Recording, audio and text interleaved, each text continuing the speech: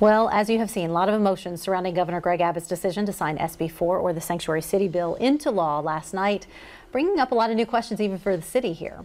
Mayor Steve Adler joins me now to talk a lot about this. Good morning. Good morning. We touched on this a little bit last week, but banning sanctuary cities, and he specifically called out Travis County.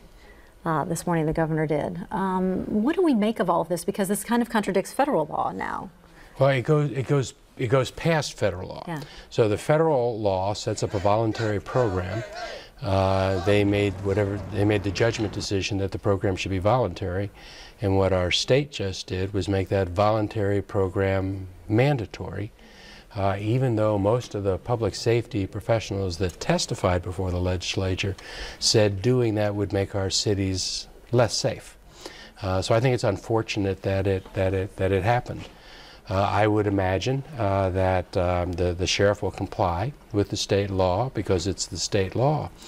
But I'm still guided by our public safety professionals, our police chief, the Police Chief National Association, all of whom say that we shouldn't have this law.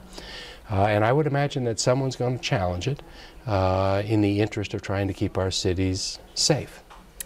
Your concerns moving forward? I mean, this is a big deal in a city like Austin where I think 51% now, Hispanic population? That's, well, minority populations. And it is a big deal, but it's a big deal because our public safety professionals tell us that this kind of law will lead to people staying in the darkness.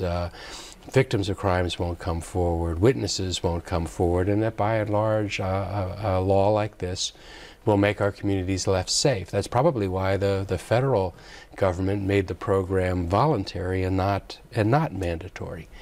So at this point, ultimately, I would imagine the courts will decide what's right. It raises federal preemption issues. Usually it's the federal government that gets to set national immigration policy, not the states.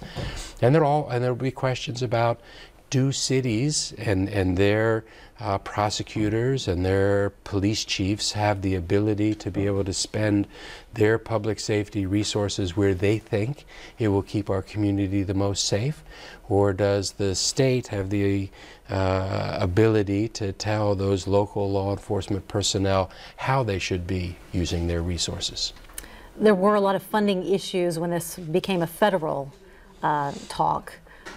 With this state law now becoming into effect in September, will those go away? Will you not have those funding worries then? Well, those funding worries had already gone away. 2 weeks ago when I went to Washington and met with the Attorney General and I asked him, is this program voluntary or mandatory? He said it's voluntary. And I said, is it true that you're not going to cut off funds because a county might not be voluntarily participating in a voluntary program? And he said, yes, that's right. So I wasn't worried about losing any federal funding. Now our state has gone a step beyond federal law. So it'll definitely still be, I guess, within the realms of the federal law, which is a good thing. But speaking of funding issues, I know the city is talking about its next budget. We have something new, I think, that you're allowing people within the city to kind of make their own decisions about the budget, right? Well, we want the advice from the community, and certainly in this community, lots of people want to give you advice, and it's really welcome, especially on something like the budget. So we have different tools that would enable people in the community to, in essence, build the budget that they would like to see. It's a great exercise to go through for people to see what costs what. You know, if you want to have another 50 police officers, what does that mean?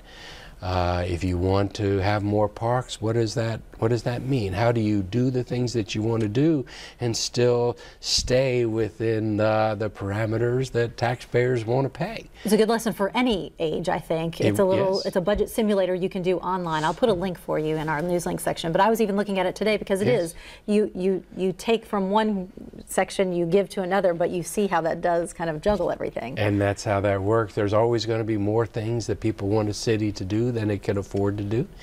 We have to be responsive to the taxpayers, so it's always about making choices. Make your voice heard. That'd be great. We need the advice. We appreciate you being here. Thank you. Thanks so much.